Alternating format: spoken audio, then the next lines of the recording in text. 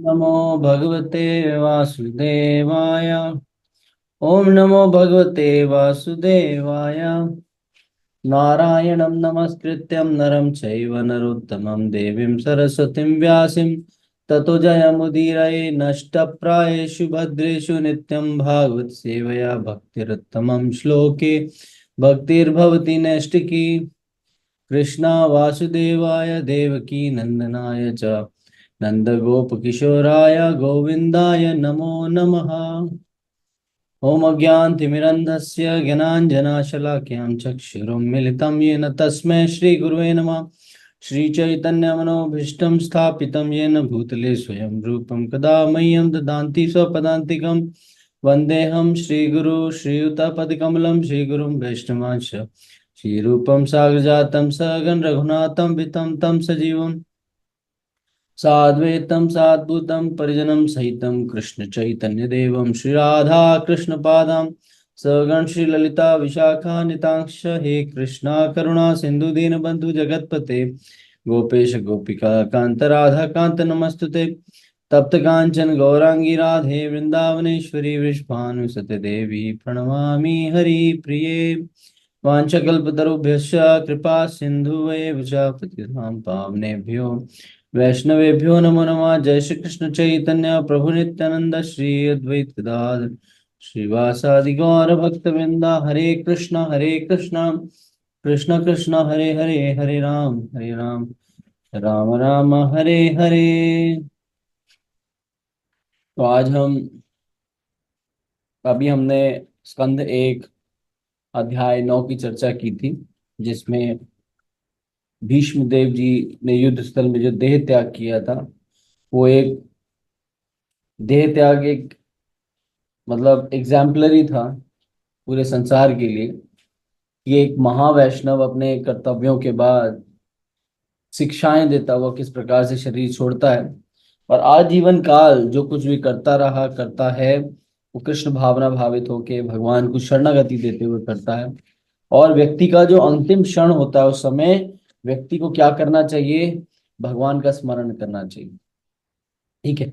उसमें यह भी बताया कि आपने कितनी भी त्रुटियां क्यों ना की गई हो पूरे जीवन में, परंतु ये कोशिश रहनी चाहिए कि अंत है अंत काले न कृष्ण स्मृति, कि अंत काल में हमें कृष्ण की स्मृति हमेशा होनी जरूरी है।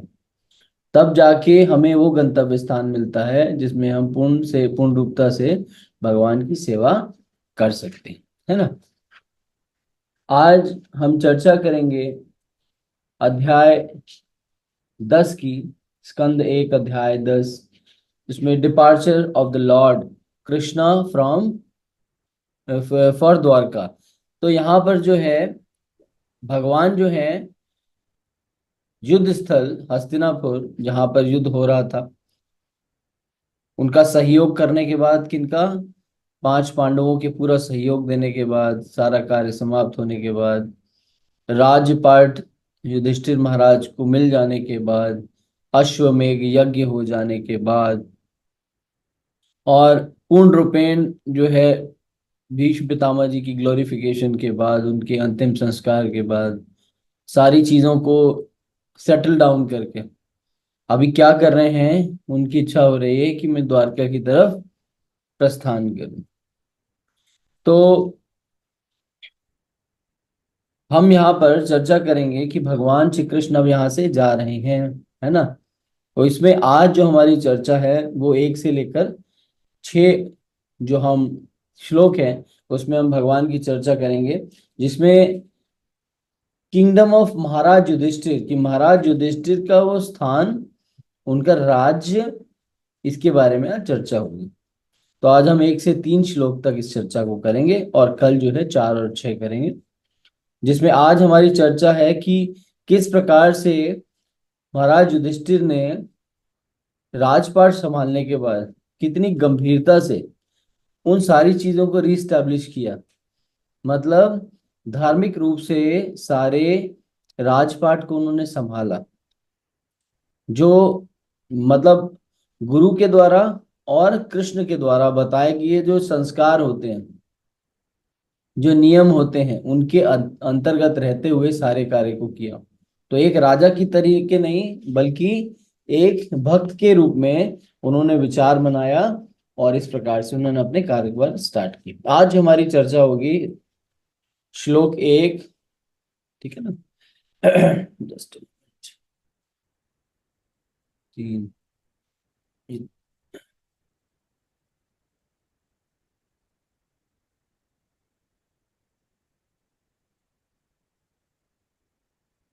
2,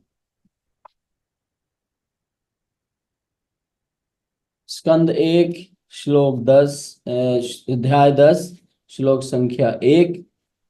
अब यहाँ पर शौनक आदि प्रश्न पूछ रहे हैं। शौनक उवाच हत्वा स्वरिक्ततस्थप्रद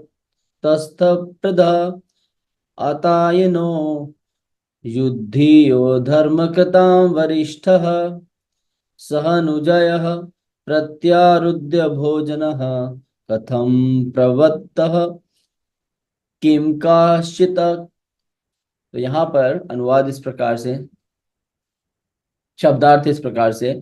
शौनक उवाच, शौनक ने पूछा, हत्वा हत्या करके, स्वरिक्त कानून मतलब विरासत, है ना।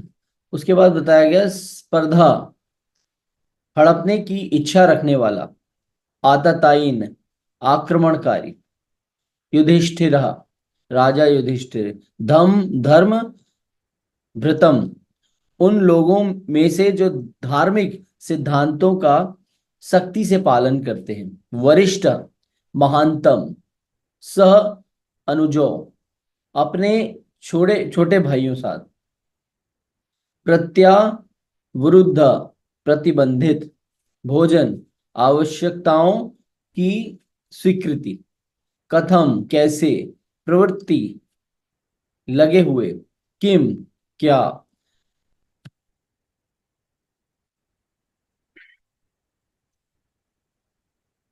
आका आकारित निष्पापित, ततः उनके बाद। शौनक मुनि ने पूछा, अनुवाद इस प्रकार से। शौनक मुनि ने पूछा, अपने दुश्मनों को, अपने प्रतिद्वंदियों को मारने के बाद जो उनकी सही सत्ता को हड़पना चाहते थे, सभी धार्मिक पुरुषों ने सभी धार्मिक पुरुषों में सबसे महान महाराज युधिष्ठिर ने अपने भाइयों की सहायता से अपनी प्रजा पर शासन कैसे किया। निश्चित रूप से वह अप्रबंधित चेतना के साथ अपने राज्य का स्वतंत्र रूप से आनंद नहीं ले सकते थे। तो यहाँ पर जो है, उन्होंने जो सत्ता उनकी थी, जो उनका अधिकार था, वो उन्होंने प्राप्त किया, है ना।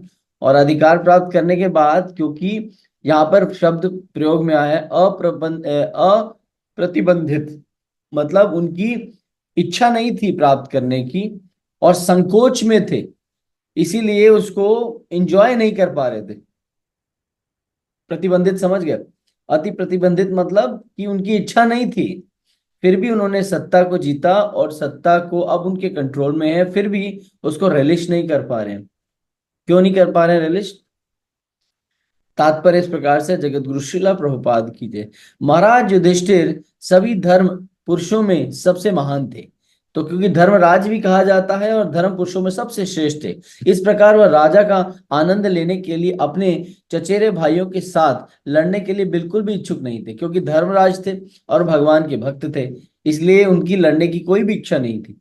उन्होंने सही कारण के लिए लड़ाई लड़ी, क्योंकि हस्तिनापुर का राज उनकी असली संपत्ति थी और उनके चचेरे भाई इसे अपने लिए हड़पना चाहते थे, इसलिए उनसे भगवान श्री कृष्ण के मार्गदर्शन में सही कारण के लिए युद्ध किया, लेकिन वह अपनी जीत के परिणाम का आनंद नहीं ले सके, क्योंकि उनके सभी चचेरे भाई लड़ाई में मारे गए थे। इसलिए उन्होंने कर्तव्य के नाते अपने छोटे भाइयों की सहायता से राज्य पर शासन किया। अकेले शासन नहीं किया, राज्य में सारे भाइयों 5 पांडवों की सही सहायता से उन्होंने राज्य किया। पूछताछ शौनक ऋषि के लिए महत्वपूर्ण थी, क्योंकि महाराज युधिष्ठिर के व्यवहार के बारे में जानना चाहते थे।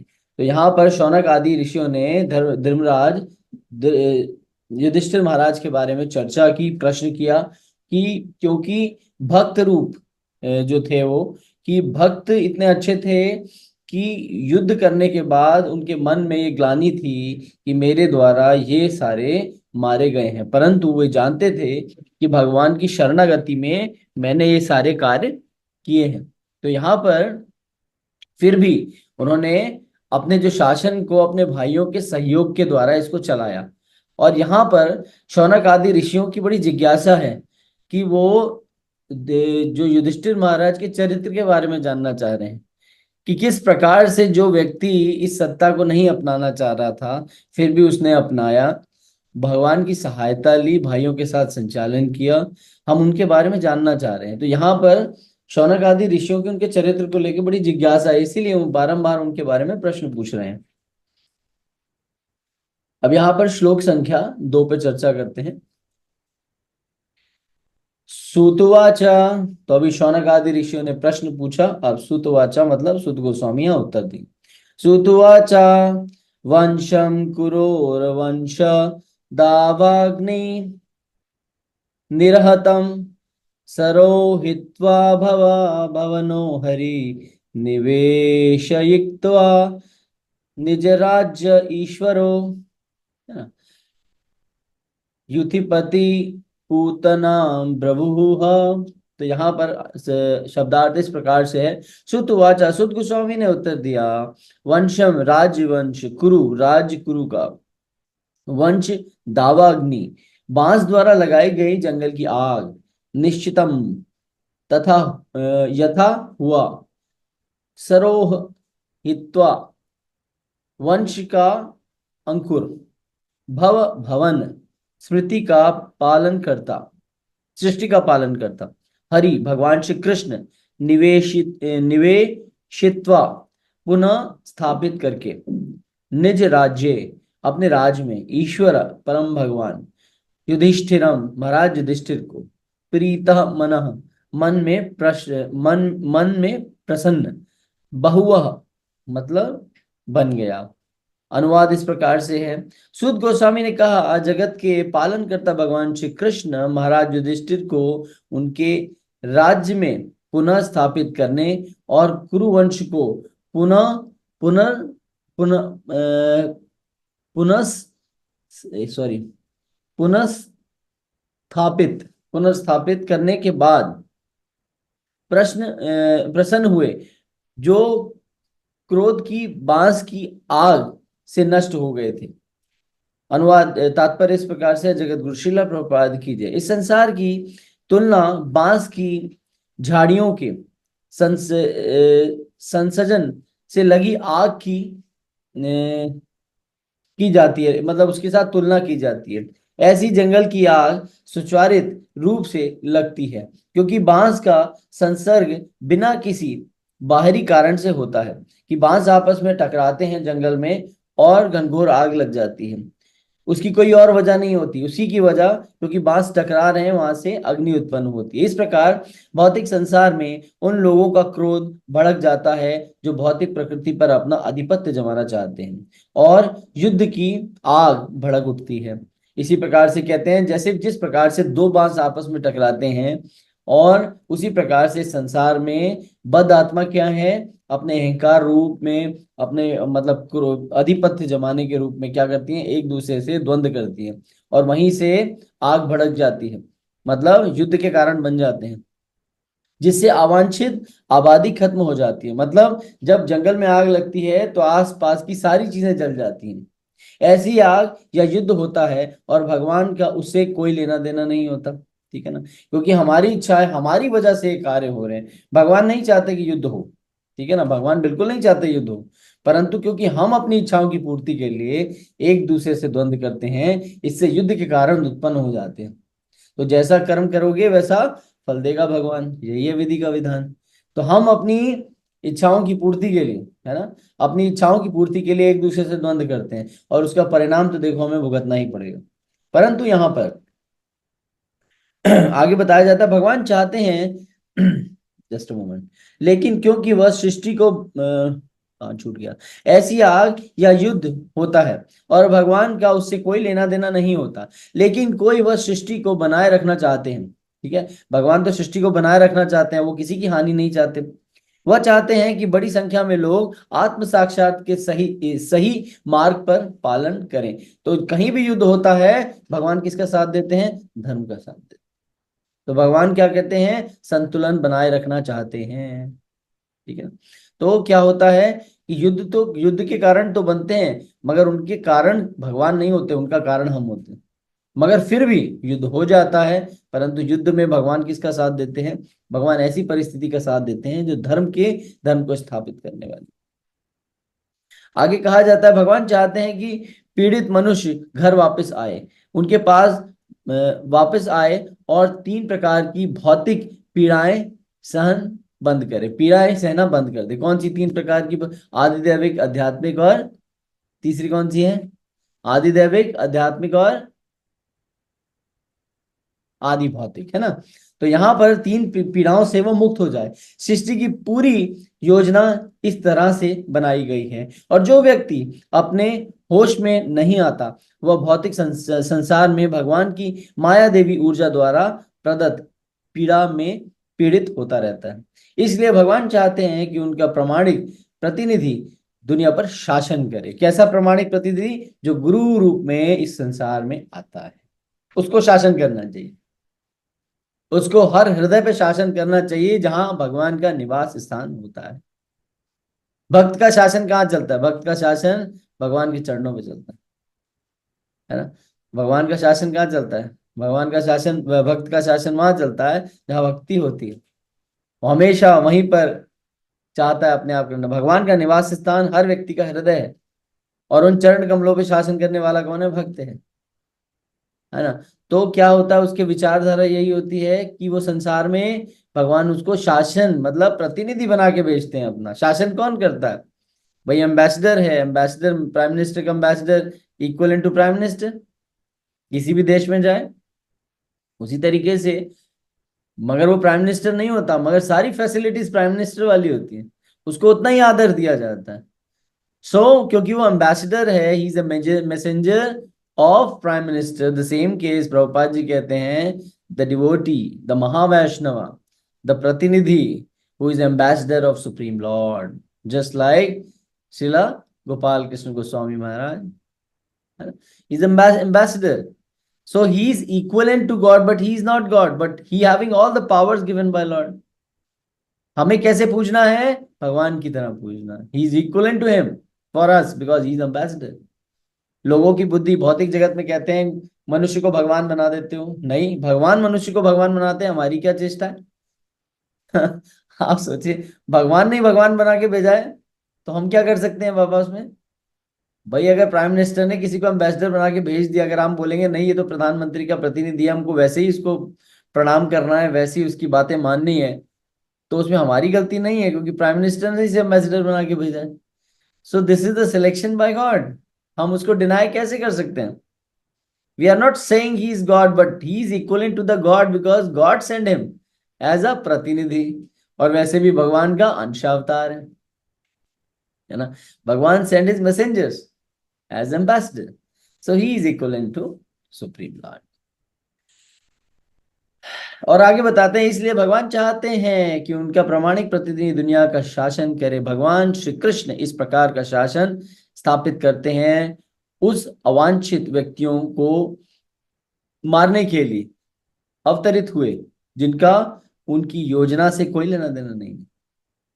कुरुक्षेत्र का युद्ध भगवान की योजना के अनुसार लड़ा गया था, इसलिए अवांछित व्यक्तियों को दुनिया से बाहर निकाले जा सकें और उनके भक्तों के अधीन एक शांतिपूर्वक राज्य स्थापित किया जाए। इसलिए जब राजा युधिष्ठिर सिंहासन पर थे तो महाराज परीक्षित के रूप में कुरुवंश का अंकुर बच गया, जो भगवान पूरी तरह से संतुष्ट थे।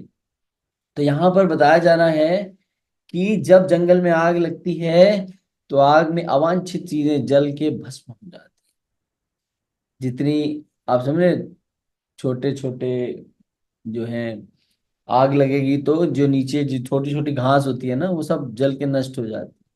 मगर भगवान क्या कर रहे हैं इसमें, भगवान कह रहे हैं कि भगवान अवतरित हुए, अवतार लेने के बाद दोनों में सिलेक्शन किया कि कौन व्यक्ति है जो धर्म की स्थापना कर रहा है और कौन व्यक्ति ऐसा है जो धर्म को नष्ट कर रहा है। जो धर्म को नष्ट कर रहा है, भगवान ने उसको उखाड़ के फेंक दिया। यहाँ पर एक विचारधारा और बनी थी। भगवान चाहते तो युद्ध को स्थगित कर सकते थे, ठीक है, परंतु भगवान ने सारे कौरवों को क्यों मारा? भाई कुछ तो हो सकता था, उसमें बैलेंस हो सकता था, कुछ काउंसलिंग हो सकती थी, है ना। दुर्योधन को काउंसलिंग की जा सकती थी। भगवान तो किसी की भी मति चेंज कर सकते थे, किसी को भी छोड़ सकते थे, ऐसा क्यों नहीं किया? कहते हैं कि जो खरपतवार होती है उसको पूरी तरह उखाड़ना होता है। जब तक वो उखाड़ोगे नहीं, धीरे धीरे वो बढ़ती जाएगी। इसीलिए जो अधर्मी थे उनको पूरी तरह से समाप्त किया गया। क्यों? क्योंकि वहां महाराज युधिष्ठिर के शासन में बिल्कुल नीट एंड क्लीन शासन चाह रहे थे भगवान, कि किसी प्रकार का शासन चलाने में कोई भी अवरोध उत्पन्न ना हो। इसीलिए भगवान ने क्या किया, जितने भी अधर्मी हैं, अगर एक भी बच जाता तो क्या करता, अपने भाई की मृत्यु का बदला लेता। उसके मन में वो भावना उत्पन्न हो जाती और कहीं ना कहीं अंदर ही अंदर षड्यंत्र चलता रहता। तो इसीलिए पहले क्या किया जाता है, पहले ब्लैक बोर्ड को साफ कर दिया जाता है, फिर उस पर लिखा जाता है।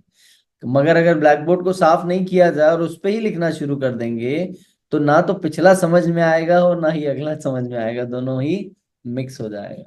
तो यहाँ पर भगवान ने क्या किया, पहले अधर्म को पूरी तरह मिटाया, फिर धर्म की स्थापना उस पे की। उस पर लिखा धर्म, अधर्म को मिटाया, फिर लिखा धर्म। तो यहाँ पर पूरी तरह से ऐसी सत्ता युधिष्ठिर महाराज को सौंपी जो बिल्कुल निष्पाक थी, जिसमें कोई दोष नहीं था। स्टार्टिंग लाइन से उन्होंने शुरू किया, सारे पैरामीटर्स खुद सेट किए। आगे बहुत सुंदर चर्चा होगी, अभी हम देखते हैं किस प्रकार से। तो यहाँ पर भगवान ही संतुष्ट हुए जब महाराज युधिष्ठिर ने सिंहासन को ना लिया। हरे आप कृष्णा प्रभु जी। हाँ प्रभु जी। जी एक क्वेश्चन है। प्रभु मत जी, जो मतलब भीष्म पितामह थे वो तो अधर्मी नहीं थे, तो हम्म, फिर वो किस प्रकार से खरपतवार में आए और अधर्मी बने? क्योंकि वो तो 12 महाजनों में से हैं। जी, तो फिर इस श्लोक के बाद चर्चा करते हैं, ठीक है ना? ठीक है प्रभु जी। श्लोक संख्या 3। शिष्यं भीष्मोक्तमथा च युक्तम् प्रवृत्ति विज्ञान विधि विभ्रम शशसागार्मिन्द्र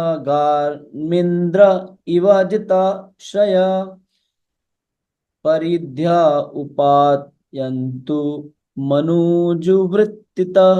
तो यहाँ पर शब्दार्थ इस प्रकार से है। निश्चय सुनकर, भीष्म उत्तम, भीष्म ने क्या कहा, अतः वैसे ही, अच्युत उत्तम, जो अचूक भगवान श्री कृष्ण ने कहा था, प्रवृत्तः संकलन, विज्ञान पूर्ण ज्ञान, विद्युतः पूरी तरह से धोया हुआ, विभ्रम समस्त भ्रांतियां, शशास शासित, गम पृथ्वी, इंद्र स्वर्ग का राजा, इव जैसे, अजिता आश्रय अजय भगवान द्वारा संरक्षित, परिधि उपायंतम उपायंतम समुद्र सहित, अनुजा छोटे भाई, अनुवर्तितः उनके द्वारा पालन किया जा रहा है।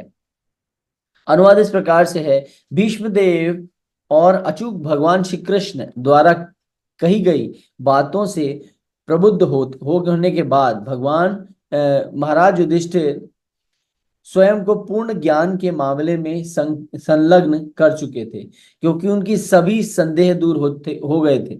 इस प्रकार उन्होंने पृथ्वी और समुद्र पर शासन किया और उसके बाद उनके छोटे भाई ने शासन किया। अनुवाद तात्पर्य इस प्रकार से है। जगत गुरु श्रील प्रभुपाद की जय।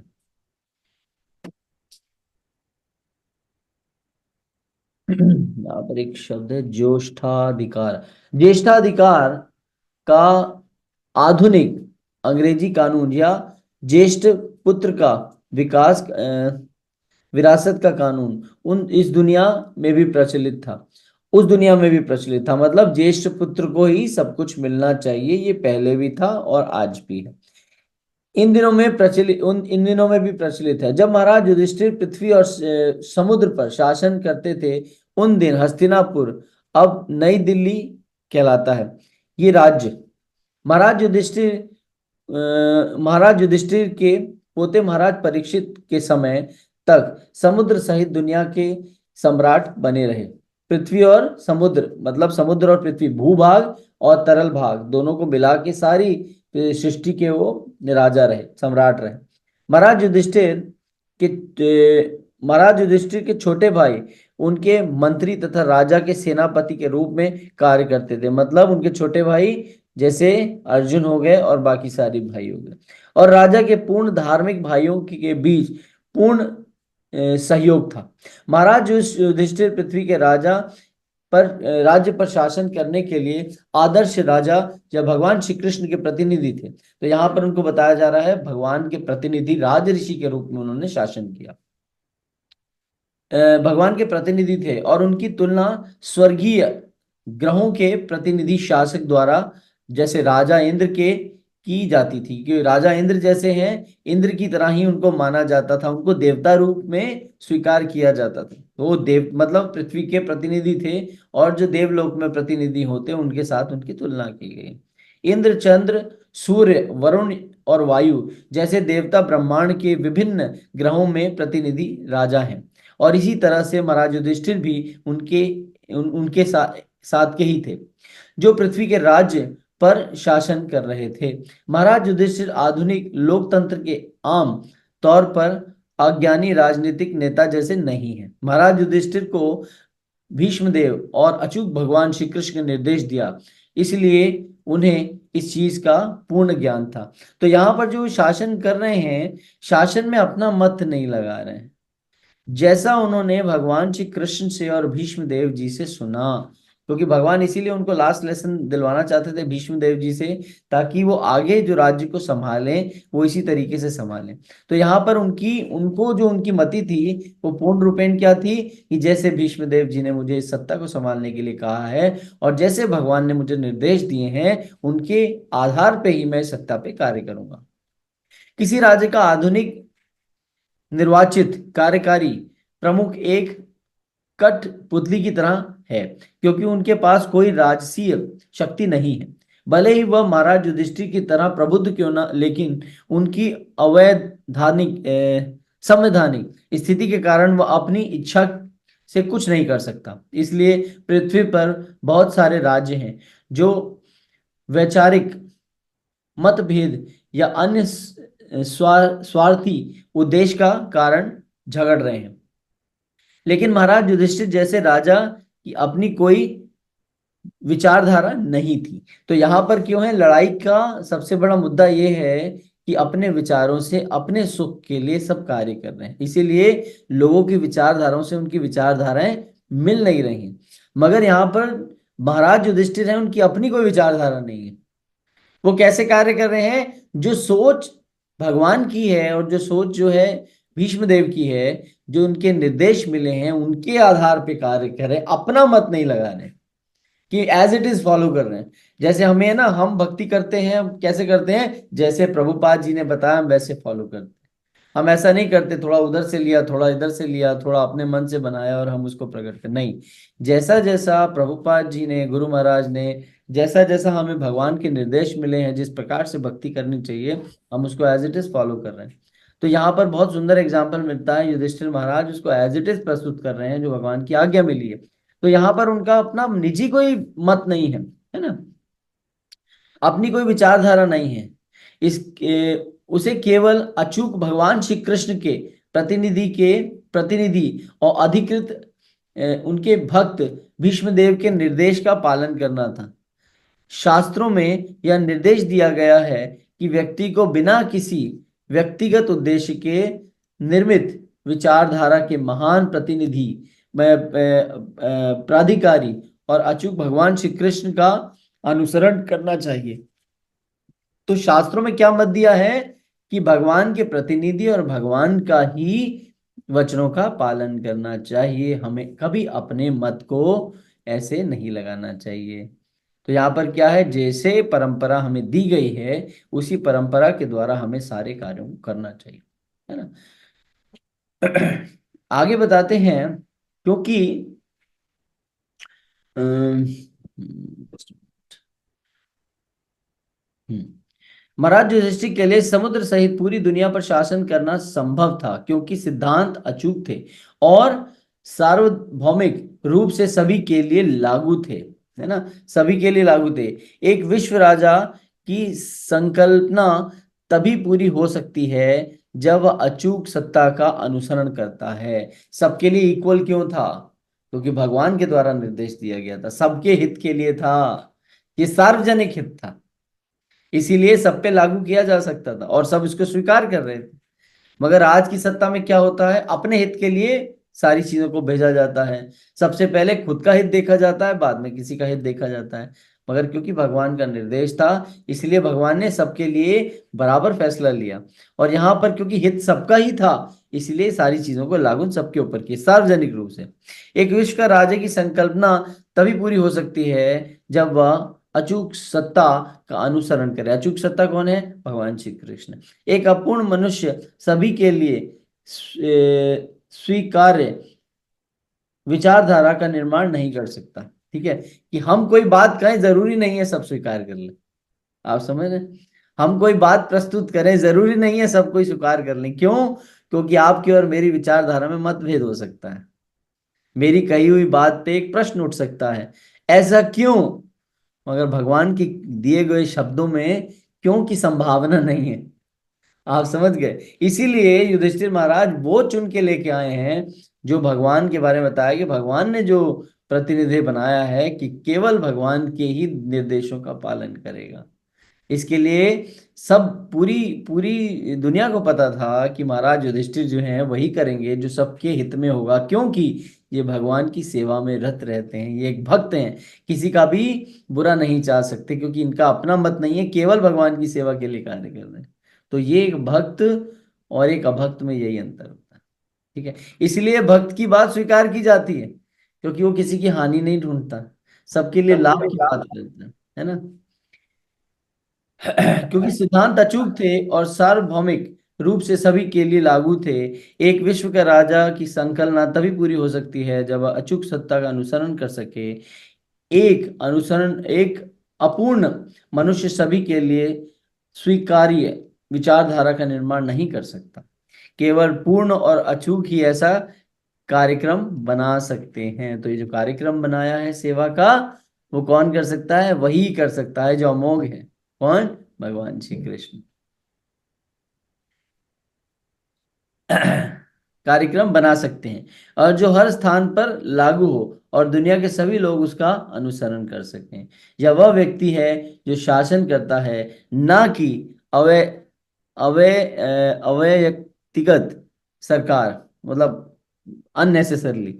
यदि व्यक्ति उत्तम है तो सरकार उत्तम है, यदि व्यक्ति मूर्ख है तो सरकार मूर्खों का स्वर्ग है। यही प्रकृति का नियम है। अपूर्ण राजाओं का कार्यकारी प्रमुखों की बहुत सारी कहानियां हैं, इसलिए कार्यकारी प्रमुख को महाराज युधिष्ठिर की तरह एक प्रशिक्षित व्यक्ति होना चाहिए। प्रशिक्षण कैसा मिलना चाहिए? वो हमेशा भगवान का भक्त होना चाहिए, ये प्रशिक्षण मिलना चाहिए। डिवोशनल लाइफ में स्ट्रांग होना चाहिए, ये प्रशिक्षण होना चाहिए। आज की दुनिया में कौन है प्रशिक्षित? कोई है प्रशिक्षित? हाँ, हमारे नरेंद्र मोदी जी हैं प्रशिक्षित, उन्होंने प्रशिक्षण लिया था, इसीलिए उन्होंने अच्छे कार्य किए। और कोई है प्रशिक्षित? नहीं है प्रशिक्षित, है ना। इसीलिए धर्म को सबसे पहले लेके आते हैं। हाँ, भले लोग उनकी बुराई करते हैं, करते रहे, मगर वो एक आध्यात्मिक पुरुष है, इसीलिए कार्य अच्छे हो रहे हैं। जो अच्छा कार्य करता है उसको सराहनीय किया जा सकता है। कि अगर कोई भगवत गीता के बारे में चर्चा करता है, कोई शास्त्रों का अध्ययन करता है, मंदिरों का निर्माण करता है, वो दिव्य आत्मा है, वो भगवान की भेजी कोई ऐसी व्यक्ति है जो धर्म की स्थापना कर रहा है, घर घर धर्म का प्रचार कर रहा है ना। तो ऐसे व्यक्ति को प्रशिक्षित होना चाहिए। कहा जाता है जो राज्य को चला रहा है उसको प्रशिक्षित होना चाहिए। कैसे? भगवत भक्ति में प्रशिक्षण बहुत अनिवार्य है। भले भौतिक दुनिया के बारे में कुछ ना जानता हो, मगर आध्यात्मिक जगत के बारे में उसे पता होना चाहिए, क्योंकि ये भौतिक जगत आध्यात्मिक जगत के द्वारा ही चल रहा है ना। तो यहाँ पर यदि व्यक्ति मूर्ख है तो सरकार मूर्ख होगा, स्वर्ग है। यदि प्रकृति का नियम है, अपूर्ण राजाओं की कार्यकारी प्रमुखों की बहुत सारी कमियां हैं, इसलिए कार्यकारी प्रमुख को महाराज युधिष्ठिर की तरह ही प्रशिक्षित होना चाहिए और उसके पास दुनिया पर शासन करने की पूर्ण निशुल्क शक्ति होनी चाहिए। विश्व राजा की विश्व राजा की संकल्पना केवल महाराज युधिष्ठिर जैसे आदर्श राजा के शासन में ही आकर हो सकती है। उन दिनों विश्व विश्व खुश था, क्योंकि विश्व पर शासन करने के लिए महाराज युधिष्ठिर जैसे राजा थे। तो यहाँ बताया जा रहा है संसार तब खुश हो सकता है, धरती तब खुश हो सकती है, पूरा ब्रह्मांड तब खुश हो सकता है जब उसका राजा जो है प्रशिक्षित हो। प्रशिक्षण कैसा? कृष्ण भावना भावित। तो यहाँ पर जो शौनक आदि ऋषि हैं, है ना, शौनक आदि ऋषि हैं वो पूछ रहे हैं, और जो सुखदेव हैं, है ना, सुखदेव गोस्वामी, वो क्या कह रहे हैं, बता रहे हैं, है ना। सॉरी मैं तो यहाँ पर जो है प्रश्न पूछा, तो उसका उत्तर क्या है कि वो युधिष्ठिर महाराज की महानता के बारे में जानना चाह रहे हैं कि युधिष्ठिर महाराज जो हैं सर्वश्रेष्ठ व्यक्ति हैं। क्यों? क्योंकि भगवान के प्रतिनिधि हैं, वही कार्य कर रहे हैं जो भगवान बता रहे हैं। जहाँ से हमें बहुत सुंदर एग्जाम्पल मिलता है आज की चर्चा से, कि कभी भी हमारे पास, देखो सबके पास छोटी छोटी सत्ताएं हैं, ठीक है। महाराज युधिष्ठिर के पास पूरा संसार था, ठीक है। कोई व्यक्ति है उसके पास छोटा सा राज्य होता है, ठीक है। कोई पीएम होता है तो कोई सीएम होता है, सीएम के बाद फिर कोई एमएलए हो जाता है, एमएलए के बाद फिर कोई काउंसलर हो जाता है, काउंसलर के बाद कोई आरडब्ल्यूए का मैनेजर हो जाता है। उसके बाद धीरे धीरे आप अपने घर की सत्ता संभाल रहे हो, ठीक है। आप भी अपने घर के भगवान के प्रतिनिधि हो। How you will maintain? आपके घर में जो सबसे श्रेष्ठ है, सबसे बड़ा व्यक्ति है, वो क्या है? भगवान का प्रतिनिधि है। How he will manage his family as a Krishna consciousness? आप समझ लो, अगर आप कृष्ण भावना भावित हो तो आपका पूरा परिवार सुखी रहेगा। अगर आप कृष्ण भावना भावित नहीं हो तो आपका सारा संसार दुखी रहेगा। That is important to understand. हम बड़ी बड़े स्केल पे चर्चा कर रहे हैं, मगर इसको आप लेके आओ, कंक्लूड करो तो क्या है कि अगर हम हर चीज को कहीं ना कहीं हम कुछ ना कुछ कंट्रोल कर रहे हैं, मगर क्या समझ के करना है? That we are representative of the lord. हमें ये नहीं सोचना कि हम इसके मालिक हैं। यहाँ युधिष्ठिर महाराज ये नहीं सोच रहे कि मैं ये सारी सत्ता का मालिक हूँ। क्या कह रहे हैं? कि मैं भगवान का प्रतिनिधि हूँ, क्योंकि वो प्रशिक्षित हैं, वो कृष्ण भावना भावित होकर अपने गुरु, क्योंकि जो भीष्म पितामह है वो उनको संदेश दे रहे हैं, एज अ गुरु उनको स्वीकार किया उन्होंने, और जैसे उन्होंने इन्फॉर्मेशंस दी वैसे ही वो कार्य को कर रहे हैं, है ना। तो हमें क्या करना है? हमें इसका लाभ उठाना है कि वी शुड अंडरस्टैंड दैट हम कहीं ना कहीं कुछ चीजों को कंट्रोल कर रहे हैं, but we are not a controller, we are just a representative of controller. हमें कभी भी ये नहीं सोचना we are the controller, we are representative of controller. तभी आपके जो सराउंडिंग्स में लोग हैं आपसे प्रसन्न रह पाएंगे, तभी आपकी चीजें पूर्ण रूप से सफल हो पाएंगी, तभी आपका एनवायरनमेंट अच्छा हो पाएगा, जब आप ये सोचोगे कि I am the representative of Lord supreme Lord. आप समझ रहे हैं?